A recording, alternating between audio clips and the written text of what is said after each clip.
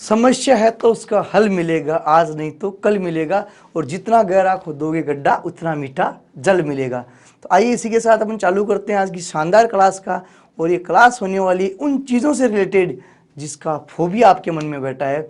और सबसे बड़ा इंग्लिश को लेके फोबिया एक ही चीज़ का, और पता है वो क्या है? वो शब्द, vocab, antonym, synonym, idiom, phrases, इन चीज़ों से हर एक एस्पिरेंट भागने की कोशिश करता है। तो आइए आज इस क्लास में हम ऐसा कुछ करते हैं जिससे आपका ये डर और आपका ये फोबिया दूर हो जाए। तो चलिए आपको मैं पहले दो बात बता दूं इस क्लास की। ये सारी की सारी जो वोकेब, सारी की सारी इडियम फ्रेजेज वो उस चीज़ से रिलेटेड होंगी जो आपकी पर्सनल लाइफ से, आपकी ज़िंदगी से जुड़ी होगी, जिससे आपको याद रखने में आसानी रहेगी। दूसरी बात, इसमें एक चीज़ पढ़ेंगे भी और सीखे भी। माँ को इतनी गारंटी दे रहा हूँ कि अगर आपने इस वीडियो को एंड तक देखा और उन सब तरीकों से, उनसे रिलेट की चीज़ों को, तो आप सब कुछ अपना नाम तक भूल जाएंगे, बट ये इडियम्स नहीं भूलेंगे। और सारे इडियम एसएससी के बहुत सारे एग्जाम्स में बार बार रिपीट हो रही हैं, और इसके साथ साथ और बहुत सारे कंपटीशन एग्जाम्स में भी एक कारगर सिद्ध होगी। तो आइए इसी के साथ देखते हैं मैंने इस वीडियो को। पहला है बेगर डिस्क्रिप्शन। बेगर डिस्क्रिप्शन, तो बेगर डिस्क्रिप्शन का अर्थ क्या होता है? अवर्णनीय, या जिसकी अपन डिस्क्रिप्शन कर ही नहीं सके, जिसको एक्सप्लेन नहीं कर सके। अरे जिसको शब्दों में आप एक्सप्लेन ना कर पाओ, उसको क्या बोलते हैं? बेगर डिस्क्रिप्शन। डिफिकल्ट और इम्पॉसिबल टू डिस्क्राइब और एक्सप्लेन, ऐसी कोई चीज जिसको आप मतलब कभी चाह कर भी आप एक्सप्लेन ना कर पाओ। The beauty of Kashmir beggars description, कि जो ब्यूटी है कश्मीर की क्या है? बेगर डिस्क्रिप्शन है। मतलब यार इस कश्मीर जब भी अपन जाए अपने मन में नहीं आता यार क्या बेगर डिस्क्रिप्शन है, इसको अपन कल्पना भी नहीं कर सकते, इतना सुंदर है कश्मीर, है ना। जो मतलब बोलते हैं ना कि जो नफरत है नेचर के प्रति, उसको प्रेम में बदल दे, उसका नाम है कश्मीर, ठीक है। और उसी के लिए तो अरे उसी के लिए तो अपन लड़ रहे हैं आज। अरे इंडिया का मुकुट है, भारत का मुकुट है, स्वर्ग है कश्मीर। बोलते हैं ना कि दूध मांगोगे तो खीर देंगे, कश्मीर मांगोगे तो चीर देंगे ना। इसलिए बन रही है कि कश्मीर एक ऐसी चीज है जो आपको क्या दिखाएगा? एक्स्ट्रा कोई चीजें दिखाएगा। क्लियर? फिर आगे अपन चलते हैं नेक्स्ट। आप हर जाओ तभी बोल सकते हैं, जब कभी आप हर जाओ ना तभी बोल सकते, वाह क्या बेगर डिस्क्रिप्शन है। चलिए नेक्स्ट पे चलते हैं। Bed of thorns. Bed of thorns, thorn तो होता है वैसे कांटे, इंग्लिश में थ्रोन्स का अर्थ होता है कांटे, ठीक है। और एक थ्रोन होता है जिसका अर्थ है सिंहासन, और बेड का अर्थ होता है बिस्तर। अब देखो बेड ऑफ थ्रोन्स के ऊपर यहाँ पे पैसा अपने पितामह भीष्म है जो अपने प्रिय अर्जुन के बाणों की सैया पे लेटे हुए हैं। और बेड ऑफ थ्रोन का अर्थ क्या होता है? दुख और तकलीफ से भरपूर। अब ये बेड है इसका, थ्रोन का, पितामह भीष्म का बेड कैसा था? बेड ऑफ थ्रोन्स था। क्यों था? क्योंकि भाई तकलीफ से भरपूर था। यहाँ एक सुई चुभ जाए तो उसके लिए अपना माहौल बना के घूमते हो, बाप रे लग गई लग गई। और यहाँ बेचारा पूरा कम से कम सैकड़ों बानों पे लेटा हुआ है। तो सिचुएशन ऑफ एक्सट्रीम डिफिकल्टी, इतनी एक्सट्रीम डिफिकल्टी की सिचुएशन जिसको अपन बोलेंगे bed of thorn. For Vijay Mallya his aviation business prove to be a bed of thorns, कि विजय माल्या के लिए क्या हुआ? उसका एविटेशन का क्या होता है? जो अपने फ्लाइट वाला एविटेशन है, नहीं फ्लाइट वाला जो बिजनेस है उसका, एरोप्लेन वाला, क्या रहा? प्रूव्ड हुआ अ बेड ऑफ थ्रोन्स, कि उसके लिए तकलीफ से बुरा रहा, कि उसने उसको काफी हद तक नुकसान पहुंचाया था। चलिए आगे चलते हैं। बेड ऑफ रोजेज, उसका उल्टा है, जो था उसका ये उल्टा है। बेड रोज क्या होता है? गुलाब। देखो ये सुंदर सी लड़की सो रही है यहाँ पे। अब बेड ऑफ रोजेज, हालांकि इसका जो बेड है वो रोज का नहीं है, बट सुख होते एकदम प्लीजेंट, एकदम खुश मिजाज, कोई दिन रहे कोई तकलीफ नहीं है, एकदम हंसी खुशी जो जीवन बिताए, उस pleasant situation of comfort. Comfort की एक ऐसी सीमा जहाँ कोई चिंता नहीं है, जहाँ ये भी डर नहीं कि सुबह मम्मी जगा देगी, है ना। अपने तो यहाँ सोने से पहले ये डर रहता है कि सुबह मम्मी जगाएगी कब। तो ये life is not a bed of roses, की जिंदगी है अपनी जो कभी भी बेड ऑफ रोजेज, है ना। जिंदगी में क्या है? हमें संघर्ष करना पड़ेगा ना, कि संघर्ष करेंगे तभी तो कुछ मिलेगा। मतलब ऐसा कुछ भी कर लो जिंदगी में, आपको बिना मेहनत के आपको कुछ नहीं मिल सकता। जब तक आप मेहनत नहीं करेंगे तब तक आपको कुछ नहीं मिलेगा। क्यों? क्योंकि क्रम तुम्हारा कल होगा, और क्रम यदि सच्चा है तो क्रम कहाँ निष्फल होगा। हर एक समस्या का हल होगा, आज नहीं तो कल होगा। ये श्री कृष्ण गीता में एक बात कही है।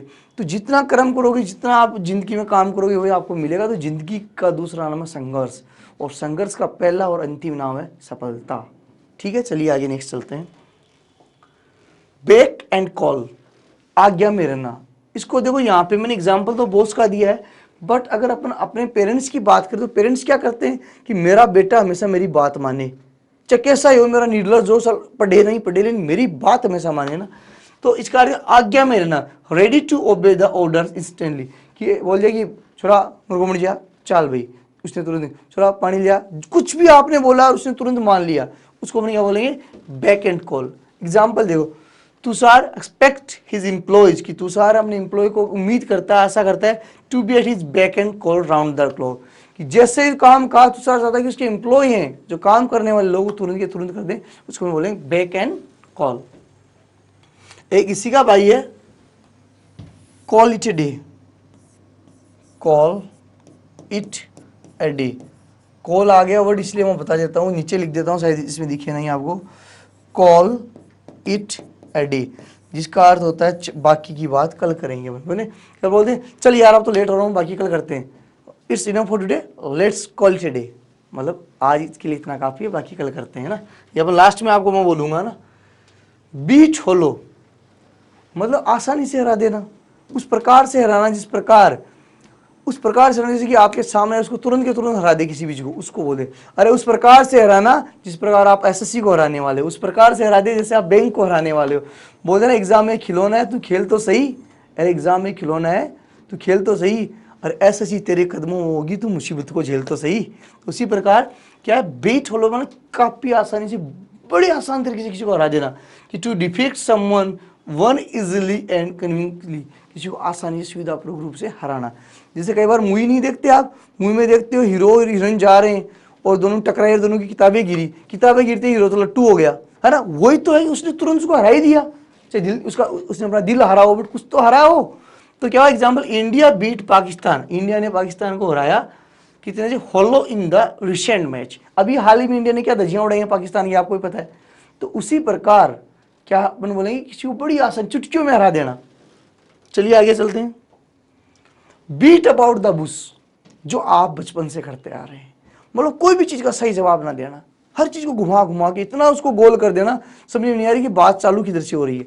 जैसे कई बार टीचर्स अपने को पूछते हैं भैया खटीन चल लिया, तो आप बोलते हैं गुरुजी आज तो वो काम है, गुरुजी आज बया है, गुरुजी होमवर्क कौन करो, तो सारी जो चीजें होती हैं उसी में आती हैं। इसी का नाम क्या है अपना, beat about the bush, beat about the Bush.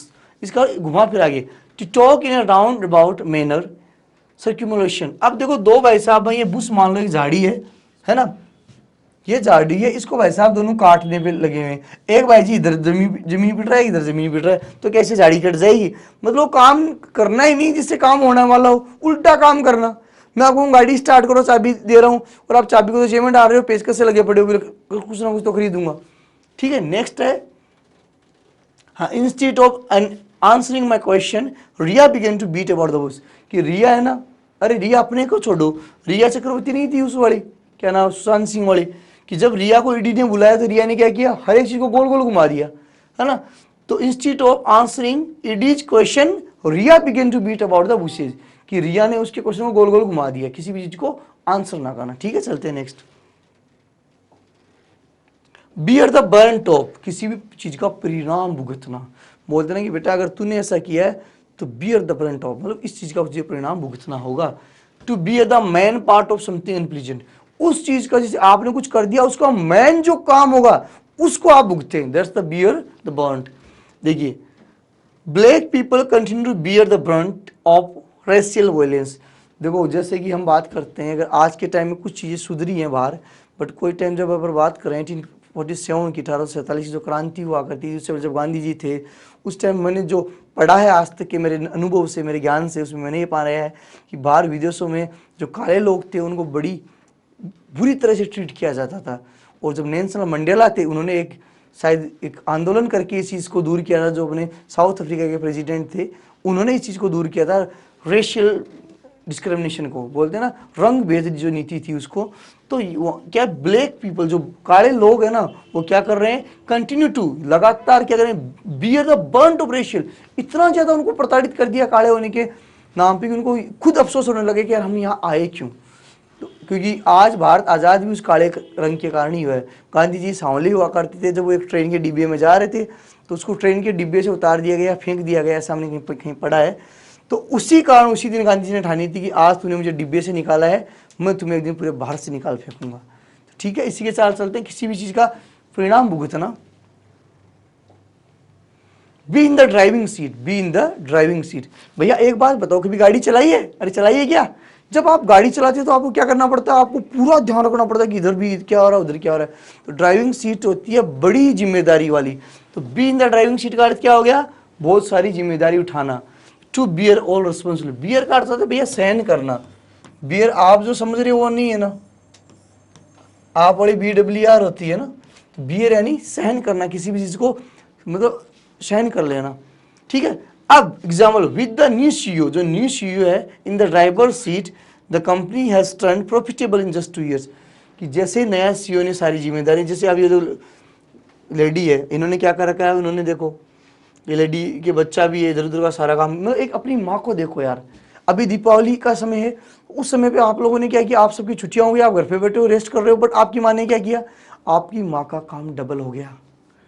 अरे एक ऐसा इंसान आपके घर में जो जब से आपके घर में आया उस दिन से लेके लास्ट तक काम कर रहा है और विदाउट सैलरी, और मिलता क्या है, तूने खाना अच्छा नहीं बनाया, तुमने ये नहीं बनाया, बट माँ से बड़ा कोई नहीं है धरती है।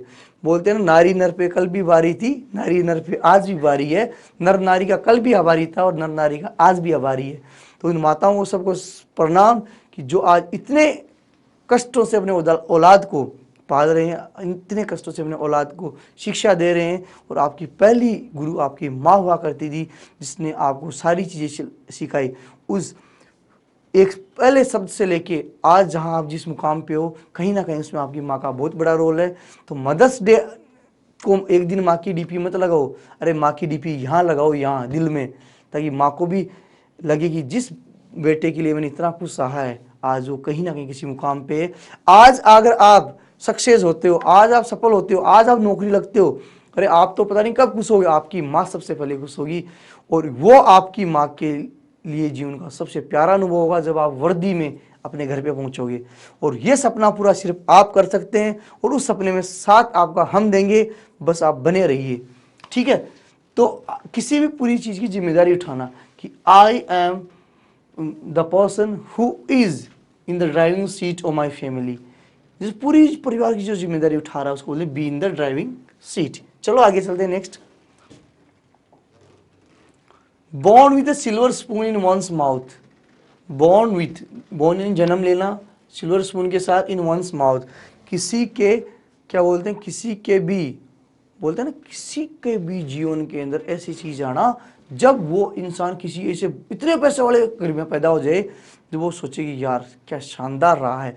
मतलब सपोज करो आप यहाँ मुकेश अंबानी के घर पे पैदा हो जाते तो आज लपड़े जपड़े करने ही नहीं पड़ते, सारे SSC में सेलेक्ट ही होते सारे, है ना। तो चीजें क्या है, Akash Ambani was born with silver spoon in his mouth, है ना। आकाश अंबानी किसके साथ पैदा हुआ, सिल्वर स्पून के साथ पैदा हुआ। ठीक है, नेक्स्ट, हाँ, बेकर्स डजन, संख्या में 13। दर्जन में तो हमने आज तक 12 सुना है, तो ये संख्या में 13 कैसे हो गए बेकर्स डजन। इसका अर्थ समझिए कि पहले बेकर लोग थे, तो तब क्या राजा महाराजा के टाइम में जो वो बनाया करते थे सारा सिस्टम, तो एक चीज चला करती थी कि अगर वो कुछ कम देते थे तो उनको सजा मिलती थी, तो वो उस कम ना हो इसके लिए एक्स्ट्रा रख के बेचते थे। इसलिए बोलते हैं Abhishek bought a baker's dozen of biscuit, मतलब संख्या में 13 होना। आप संख्या में कोई भी चीज 13 खरीदोगे तो उसको आप बेकर्स डजन बोल सकते हो। ठीक है, next, bag and baggage. Bag and baggage, बोरिया बिस्तर, मतलब बोरिया बिस्तर। अरे आज यहाँ सीकर में बहुत सारे लोग बैठे हैं, कोई चूरू से बोरिया बिस्तर ला के बैठा है, कोई जोधपुर से बैठा है, कोई जैसलमेर से बैठा है। और अपनी कोचिंग की बात करूँ तो यहाँ कम से कम अपने पूरे राजस्थान के मोस्ट ऑफ डिस्ट्रिक्ट्स के बच्चे अपने पास आज यहाँ हैं। और यही रीज़न रहा है कि हमें आज बहुत अच्छा प्यार आप लोगों का मिल रहा है और बहुत अच्छे लोगों से जुड़ा हुआ है आप सबके कारण।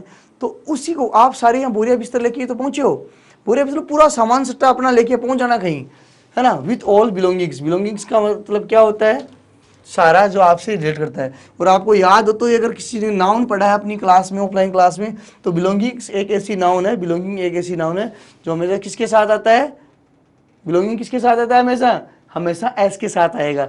माई टेनेंट यानी मेरा किराएदार लेफ्ट छोड़ दिया bag and baggage without paying the rent, कि वो जा चुका है बिना रेंट दिए। कौन? अपना टेनेंट क्या होता है? किराएदार। ठीक है, नेक्स्ट बैड ब्लड, शत्रुता, एनिमिटी। बैड ब्लड क्या होता है? शत्रुता या बीटर रिलेशन, किसी इंसान से झगड़ा रहना, तो बोले बैड ब्लड, कि you are my bad blood. किसको बोलेंगे अपन? जब आपकी किसी शत्रुता, एनिमिटी, एनिमिटी का अर्थ क्या होता है? शत्रुता, bitter relations. There is a bad blood between Ukraine. अब जैसे यूक्रेन और रशिया के बीच में चल रहा है, रशिया और यूक्रेन के बीच में लड़ाई चल रही है, तो उसको हम क्या बैड ब्लड बोलेंगे। ठीक है, नेक्स्ट स्टेप ना, देखो एक चीज चलते हैं, back stage gossip. Back stage gossip का अर्थ होता है चुगली करना। क्या करना? चुगली करना। वैसे चुगली करने को अपन बैक बाइटिंग बोलेंगे, बैक बाइटिंग। चुगली करने को क्या बोलेंगे? Back biting. बट यहाँ चुगली करना नौकरों के बीच की जो गपशप होती है, अरे 500 जब नौकर या कोई जो कहीं काम करने वाले इंप्लॉयज होते हैं ना, एक साथ बैठ के करते हैं चुगली, कि वो भाई साहब डायरेक्टर यहाँ करे हो, वो प्रिंसिपल यहाँ कर दी हो, उस मालिक ने ये कर दिया। कहीं भी काम करने वाले जो लोग जब अपने सुपीरियर की चुगली करते हैं, उसको बैकस्टेज गॉसिप बोल सकते हैं, या अनफेयर टॉक्स, ऐसी टॉक जिनका रियल लाइफ से कोई लेन देन नहीं होता, उसको unfair talks. Example, backstage gossips usually involves the employers love affairs. Generally ये किसके बारे में? उसके एम्प्लॉयर मतलब उसका मालिक होता है, उसके लव अफेयर्स के बारे में डिस्कस करते हैं। भाई आज तो मालिक साहब ने ये कर दिया, उसने कर दिया, उस चीज़ों के बारे में जो फालतू जो बातें उसका डिस्कशन करना क्या होता है? Backstage gossip. नेक्स्ट चलते हैं अपन, एट द 11th आवर, अंतिम समय पर, मतलब जो अपन करते आ रहे हैं, कि सपोज करो एसएससी का फॉर्म निकला, आप क्या बोलोगे? भैया लास्ट डेट कब है? हमेशा सारे फॉर्म अपन भरते हैं लास्ट डेट को है, तो किसी भी चीज की लास्ट डेट होना है क्या होता है? ये। ठीक है, तो एट 11th मतलब एकदम अंतिम क्षण पे, कि लास्ट, इससे आगे कुछ हो ही नहीं सकता। At the very last moment, जैसे सपोज करो ट्रेन वाला सीन देखा, ट्रेन वाला, ट्रेन में क्या होता है? ट्रेन चलती रहती है, तो हीरो उसमें ट्रेन में चढ़ जाता है, हीरोइन भागती है, उसका हाथ पकड़ने के लिए, हाथ दे भैया ना, जब वो हाथ देने के लिए आता है, तो उसके तो एकदम लास्ट छोड़ के, जब ट्रेन जल्दी तेज होने वाली तब उसको हाथ पकड़ में आता है, तो बोलते हैं कि कोई भी एक्टर का नाम, Akshay Kumar caught the hand of actress at the 11th hour. At the 11th hour का मतलब क्या हो गया? अंतिम क्षण पे। Vivek made the report at the 11th hour, Vivek ने रिपोर्ट बनाई 11th आवर के रूप में। ठीक है, नेक्स्ट अपन चलते हैं अगला। हाँ, तो आपने इतना देखा, अब अपन नेक्स्ट पे चलते हैं। कुछ अलग आपको इडियम फ्रेजेस मिलेगी। अब तक हमने with answer, with meaning, with Hindi meaning जानी है। अब हम कुछ एक इडियम्स ऐसे फ्रेजेस ऐसे जानेंगे जो क्वेश्चन है उनके आंसर्स आप कमेंट बॉक्स में मुझे दें, उसके बाद भी मैं आगे बढ़ूंगा ना। हाँ, first, to bell the cat, जल्दी 10 सेकेंड आपके पास, आंसर दीजिए। टू बेल द केट, कौन सा option? A B C D? अरे नहीं, ए नहीं होगा भाई, ए नहीं होगा, ना ना, ए नहीं है। हाँ, तो जिन जिनका आंसर है डी वो करेक्ट है, और उसका अर्थ हुआ अपना टू फेस रिस्क। अरे बिल्ली के गले में घंटी कौन बांधेगा? और बिल्ली के गले में घंटी बांधने गए, वो चूं वाली कहानी नहीं सुनी, बोलते हैं कि बिल्ली के गले में घंटी बांध दो ताकि बच्चा आए। तो बिल्ली के गले में घंटी कौन बांधेगा? बिल्ली के गले में घंटी वही बांधेगा जो बहादुर होगा, जो रिस्क लेना चाहिए। Back against the wall, answer कीजिए इसका जल्दी। A B C D. Be in the relationship which one wants to escape, नहीं होगा। Be in the difficult where escape is difficult, be in the difficult situation where escape is easy। अब देखिए मैं आपको समझाता हूँ। बैक अगेंस्ट द वॉल, जैसे suppose करो मैं यहाँ पे आगे खड़ा हूँ, ठीक है, अब कोई इंसान मेरे के लिए बंदूक लेके आया, जैसे मूवीज में नहीं था, हीरोइन को ऐसे या हीरो को मारने के लिए लास्ट में पीछे टच हो जाए, अब मैं कहाँ जाऊँगा? मेरे पास कोई जगह नहीं है। तो मतलब एक ऐसी सिचुएशन में फंस जाना, अब सामने है बंदूक लिया हुआ आदमी, मैं ऐसी सिचुएशन में ऐसा फंस गया यहाँ पे, ना पीछे जा सकता ना आगे जा सकता हूँ। ठीक है, तो इस सिचुएशन को मैं क्या बोलूँगा? एक ऐसी सिचुएशन जहाँ से बच के निकलना बड़ा मुश्किल हो, एक ऐसी सिचुएशन जहाँ से बच के निकलना। बैक यानी मेरी बैक आ जाना अगेंस्ट किसके सहारे? एक वॉल के सहारे। तो एक ऐसी डिफिकल्ट सिचुएशन में फंस जाना जहाँ से बच निकलना बड़ा मुश्किल हो, तो ऐसा ऑप्शन कौन सा है? B is the correct option. जिन बच्चों ने बी आंसर किया वो सही है। चलो आगे चलते हैं। Sweety has been since her painting won first prize, कि आप देखो ये लड़की है, देखो कितनी खुशी चल रही है, आओ चलो चलो, है ना, कितनी खुशी से जा रही है। तो इसका अर्थ क्या हुआ, इसने क्या जीता है, कोई पेंटिंग का प्राइज जीता है, इसका मतलब खुश है। खुश है तो एक ऐसा वर्ड अपने को ढूंढ के यहाँ लगाना है। वॉकिंग ऑन एयर है, walking into the lion's dam, den नहीं होगा, डेम होगा। हाँ, walking on egg shells, waiting in the wings, ये भी नहीं होगा, ये भी नहीं होगा। तो इसका क्या होगा, वॉकिंग ऑन एयर, मतलब खुशी सातवें आसमान पे होना, खुशियों का सातवां आसमान जिस पे हो खुशी है, क्योंकि क्या है इसका, ये प्राइज जीत लिया उसने। ठीक है, नेक्स्ट बैड आयरन, इसका क्या होगा, बैड आयरन। अरे बैड आयरन, एक चीज सोचना कि एक भैया ये आयरन लेके आप जैसे इस्त्री करने लगे आपके उस पे, किस पे, शर्ट पे, वो शर्ट की चिपक गई, तो आप क्या, नॉट हॉट, नहीं हॉट तो वाला होगा ही नहीं। बैड बिहेवियर, अपने को इस परहेज के बिहेवियर से क्या लेना देना है, नो स्टीम भी नहीं होगा तो बैड लक, क्या होगा, बैड लक। जिन बच्चों ने आंसर किया डी उनका सही है। चलो आगे चलते हैं नेक्स्ट पे।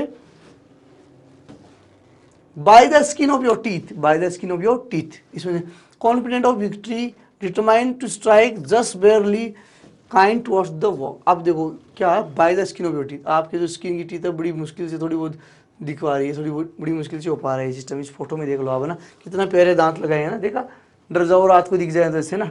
तो यहाँ क्या, जस्ट बेयरली, इसका आंसर होगा पांचवे का C. Next, through thick and thin, मोटू पतलू, थ्रू थिक एंड थिन, है ना, मोटू पतलू। अब मोटू पतलू के नाम से हमारे कुछ बच्चे हैं, उनको कोई नहीं छेड़ेगा, मैं आपको पहले बता रहा हूँ, जो लाइक बच्चे हैं, कोई भी मोटे के इंसान, मोटे पतले के इंसान से किसी पे कमेंट नहीं करेगा, मुझे पता आप ऐसा करेंगे। और देखो ये कर दिया मैंने, कहा था ना। हाँ, नेक्स्ट है through thick and thin, hope during trying times नहीं होगा, only during good times, weak and lonely भी नहीं होगा। देखो एक साथ दोनों चीजें आ जाना, बुरा समय भी चल रहा है, अच्छा भी चल रहा है भाई, बुरा और अच्छे समय का एक साथ चलना क्या होता है, थ्रू थिक एंड थिन। ठीक है, नेक्स्ट चलते हैं। अ ब्लेसिंग डिस्गाइज, ब्लेस एक वर्ड है जो पॉजिटिव वर्ड है, और डिस्गाइज एक वर्ड है जो क्या है, नेगेटिव वर्ड है। ये क्या है, नेगेटिव वर्ड। ठीक है, पॉजिटिव और नेगेटिव। तो व्हेन थिंग्स गेट, तो पॉजिटिव और नेगेटिव पहले तो एक साथ आ कैसे सकते हैं, जब एक साथ आ गए तो आइए जानते हैं इसका अर्थ क्या है। When things get better and better, when the last expecting नहीं होगा, has a very good effect on the situation on thing, आप आंसर कीजिए जल्दी सी। When a simple solution solve the problem well नहीं होगा, has a good effect even though at the first it seemed to be bad, कि कुछ ऐसी चीज जो शुरू में तो बुरी लगे लेकिन लास्ट में क्या हो, अच्छी हो।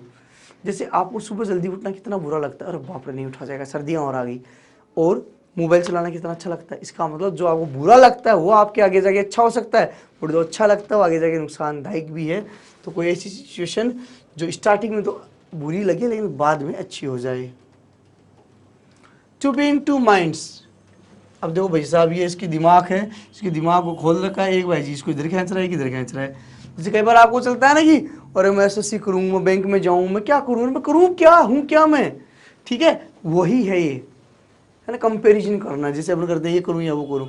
To work on somebody's advice नहीं होगा, to be in critical state, to be dominate by someone else, ये भी नहीं है, ये भी नहीं है। टू बी अनसर्टेन, निश्चित ही नहीं यार करूँ क्या मैं। जैसे आज अपने बहुत सारे बच्चे ऐसे रहते जिनको पता नहीं है हम करें क्या। समझिए एक बात, बहुत सारे लोग एक दूसरे को कंपेयर करके एसएससी में आ गए, कोई बोलते वो जा रहा है तो मैं भी जाऊँगा, कोई वो बैंक जा रहा है वो भी जाऊँगा। खुद का दिमाग क्या कहता है भैया वो मानिए, क्योंकि देखो आप अपनी जगह यूनिक है, आपका दोस्त आपकी जगह यूनिक नहीं हो सकता, वो अपनी जगह यूनिक है। बोलते हैं सूरज और चांद में कंपैरिजन हो ही नहीं सकता मेरे भाइयों। सूरज चांद में कैसे कंपैरिजन होगा, कि सूरज दिन में है तो चांदा रात में है। ठीक है, तो इसलिए आप कंपैरिजन करना बंद करें, आपका जो टारगेट है सटीक उस पर आप आइए। ट्रू पर्सनैलिटी, ट्रू यानी सच्ची मूर्त उसकी, है ना। बोलते हैं कि तेरा रंग दिखा दिया ने, अपने कई बार कोई दोस्त बोल कर देता है कुछ, तो तेरा डोल दिखा दियो, तो वो वाला है। तो ट्रू पर्सनैलिटी, रियल पर्सनैलिटी को दिखाना। तो वाइट एलिफेंट नहीं होगा, बेड ऑफ रोजेस नहीं होगा, हॉट पोटैटो नहीं होगा। ट्रू कलर्स, अपना असली रंग दिखाना, अपना असली रंग दिखाना होगा इसका आंसर। नेक्स्ट है not to take things seriously, किसी भी चीज को सीरियसली नहीं लेना, किसी भी चीज को सीरियसली ना लेना। इसमें देखो क्या है, take it with a grain of salt, pull someone's leg, your guess is as good as mine, जैसा तू सोच रहा है वैसा ही मैं सोच रहा हूँ, दैट्स द लास्ट स्ट्रॉ, ये भी नहीं। इसमें होगा take it with a grain of salt, take it with a grain of salt, इसका आंसर होगा A. Pass the buck, pass the buck का अर्थ होता है कि अपनी जो गलती का जो आप जो इल्जाम किसी और पे मत देना। जैसे कई बार गलती आप करते हो, बोले मैं कौन करी, भाई जिगरी है या छोटे भाई ने कर दिया, बहन ने कर दी, तो क्या होगा, ट्राइंग टू काम डाउन, किसी को शांत करना नहीं हो सकता। Blaming another person, providing essential नहीं, इसका बी आंसर करेक्ट होगा। चलिए आगे next. Lily livered, lily livered, इसमें क्या होगा, नोटी नहीं होगा, कॉमिकल नहीं होगा, ब्रेव नहीं होगा, नॉट ब्रेव होगा, नॉट ब्रेव, इसका answer is the not brave. ठीक है, नेक्स्ट चले अपन। हाँ, अब अपन अगले पे चलते हैं। जल्दी से जल्दी आप लाइव से जुड़े रहिए और कमेंट करके अपना आंसर बताते रहिए। Pooja try to explain the problem but soon she, जैसे पूजा को एक प्रॉब्लम को एक्सप्लेन कर दी, tied herself up in knots, कि वो कोई प्रॉब्लम बताने वाली थी, कोई समस्या बता रही थी, अचानक उसने अपने आप को बांध लिया। नोट क्या होता है, गांठ, गांठ बांधना ना। जैसे एक ईडियम और लिख देता हूँ, tie the not, tie the not, इसको बोलते हैं शादी कर लेना। जैसे कोई इंसान शादी करता है ना कि मैं नेक्स्ट ईयर शादी करूंगा, तो आप बोलोगे I am going to tie the knot next year, ये नहीं I am going to get married ना, कुछ अलग बोलो ना यार। टाई द नॉट, किसी भी चीज को क्या हो ना, शादी कर लेना है, शादी करने को बोलते टाई द नॉट। अच्छा, एक मैंने भी हाल ही में एक बर्थडे सेलिब्रेशन मैंने देखा, जिसमें अपन एक चीज बोलते हैं हैप्पी बर्थडे, हैप्पी बर्थडे। इसके लिए एक नया वर्ड है जो आप काम में ले सकते हो, जिसको बोल सकते हैं अपन happy level of the day, level of the day. आप हैप्पी बर्थडे की जगह आप इसको काम में ले सकते हैं, हैप्पी बर्थडे की जगह आप इसको काम में ले पाएंगे। ठीक है, तो इसका आंसर क्या होगा, make the progress in argument नहीं होगा, become very confuse, want modify an option, be force to explain your action, तो इसमें क्या होगा, बिकम वेरी कंफ्यूज्ड।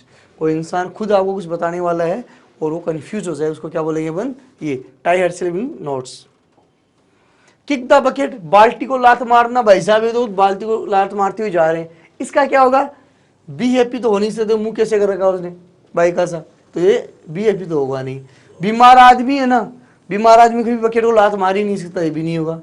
दुखी है, थोड़ा थोड़ा लग रहा है, सी और डी में से थोड़ा कंफ्यूजन, जल्दी बताओ कौन सा होगा, इसका होगा टू डाई, है ना। टू किक द बकेट का आंसर क्या होगा, टू डाई, मर जाना। Next, miss the boat, boat को मिस करना। देखो ये इंसान तो बेचारा बोट को मिस कर रहा, हमारे ये जो कमेंट वाले लोग पता नहीं किस किस को मिस कर लेते हैं ना। तो बोट को मिस करना मतलब क्या है, बीइंग टू लेट, लेट होना तो नहीं हो सकता। Missing good morning of your life, नहीं ये भी नहीं हो सकता। Missing good opportunity, missing your medium level of travel, ये होगा इसका सी ऑप्शन, कि कोई अच्छी अपॉर्चुनिटी को अपने हाथों से गवा देना, क्या होगा, मिसिंग है, गुड अपॉर्चुनिटी होगा, miss the boat. Next, the police have not been able to solve the case it seems to be, कि पुलिस अभी तक उस केस को सोल्व कर ही नहीं पाई है, तो क्या in a pink, a hard nut to crack, क्या होगा, turning over a leaf, in a nutshell, a hard nut to crack, मतलब जिसको पैसा दो एक अखरोट सा लिए बैठे हैं, उसको तोड़ने की कोशिश करेगी, जिसको तोड़ पाना संभव हो, जिसका राज ढूंढ पाना संभव, उसको बोले हार्ड नट टू क्रैक। ठीक है, चले आगे। नेक्स्ट,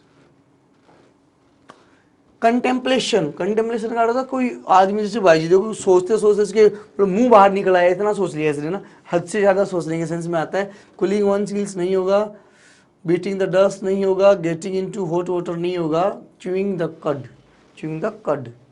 अब देखो इसको आप अपनी देसी भाषा में समझते हैं, भैंस देखिए, गाय देखिए, जब गाय रहती है क्या जुगाली करती है ना, जो बोलते उगाली करे गाय, तो भाई आओ वो जुगाली करते करते वो सोच रही है, उससे च्यूइंग द कड, उसी से ये वर्ड बना है। ठीक है, नेक्स्ट, इन परफेक्ट ऑर्डर, किसी भी चीज को परफेक्ट ऑर्डर होना। एन एप्पल ऑफ डिस्कर्ड, मुझे तो कड़े की मूड, खास सारा वो बीज बोला ना, वो कड़े की मूड मतलब झगड़े का कारण होता है। Apple of discord, apple pie order, apple of one's eye, आंखों का तारा, apple pie order, C is the correct option.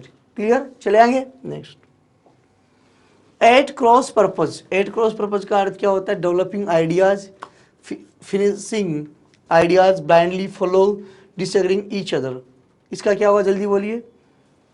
हाँ, अब ये भाई साहब से ये बैठे, इधर नल बन रही है, ये पानी पानी गिर रहा है। ठीक है, अब इसमें क्या दिखाना चाह रहा है, भाई जी को लेना देना नहीं है, मतलब दोनों की लाइफ एकदम अलग है, कि इधर पैसा पड़ा है और भाई जी आराम से रेस पर मारे, तो किसी भी चीज़ से एक दूसरे से डिसएग्री होना, किसी एक दूसरे से मतलब कोई बात में दूर दूर तक उसका कनेक्शन हुई नहीं है ना, उसको डिसएग्री, तो D option is the correct. Next, by the year. By the year मतलब कई बार कई लोग ऐसे, जैसे आपने याद हो तो अपने कई बार एग्जाम होते हैं तो अपन पढ़ते नहीं है, सुन के जाते हैं, देखा जाएगा जो होगा। तो किसी भी चीज़ को ऐसे अनइम्पोर्टेंट मानते हुए उसको अच्छे वे से कर देना, बाय इम्प्रोविजेशन का काम करेगा ये। तो इसमें सी ऑप्शन करेक्ट होगा आपका। Next, out of the blue. Out of the blue इसका एक होता है ब्लू मून भी होता है, ब्लू मून, जिसका अर्थ है कोई बिना, अरे नीला चांद, मतलब ऐसा चांद जो कभी कभी खवार दिया। चांद से तो अपनी बड़ी यादें जुड़ी है ना, कि पहले तो माँ ने चांद को क्या बोला था, चंदा मामा बोला था, बट फिर हमने इसी को बता दिया कि ये चांद सा रोशन चेहरा, हमने बना दिया इसको ना। तो इसका क्या होगा, C option is the correct. Next है, यू स्नूज यू लूज। तो अगर आप छींके तो आप खोदोगे, तो छींकने पर आप क्या खोगे यार, इसका अर्थ है अगर आप अलर्ट नहीं हो, आप अलर्ट नहीं हो तो you are likely to miss the opportunities. तो क्या होगा, A option is the correct. थोड़ा समय हो रहा है इसलिए अपनी क्लास को थोड़ा जल्दी खींच रहे हैं, है ना, ठीक है। Next, correct the idioms after finishing this assignment. आजकल एक नया पैटर्न भी पूछा जाने लगा कि आपको इडियम देंगे, उसको करेक्ट करना है। मेक इट ए डे, अभी हाल ही में मैंने आपको एक बताई इडियम, उसका क्या होगा, रिंग इट ए डे नहीं होगा, stop call it a day. तो आप इस कॉल इट ए डे से इसको करेंगे, तो कॉल इट ए डे से आप इसको करेंगे। और बच्चों आज अपनी क्लास को यहीं समाप्त कर रहे हैं, क्योंकि अभी आपका भी त्यौहार का फेस्टिवल है, सीजन है, तो आप अच्छे से इसको एंजॉय कर पा रहे हो। तो उम्मीद करते हैं आप इन सब चीज़ों को अच्छे से मैनेज करते हुए इस त्यौहार का मजा लेंगे, और त्यौहार के मजे के बाद वापस उसी टाइम पे स्टडी के लिए आप पहुंचेंगे। इसी के साथ आप सबका धन्यवाद इससे जुड़े रहने के लिए। बहुत बहुत दीपावली की हार्दिक शुभकामनाएं आपको। उम्मीद करता हूं आप ऐसे ही रहें और ऐसे पढ़ते रहें, और हमारे इस चैनल से जुड़े रहें। इसको लाइक करें, शेयर करें, सब्सक्राइब करें, लेकिन तब जब आपको इससे फ़ायदा मिले, पहले इसका फ़ायदा उठाइए। Thank you, have a good day.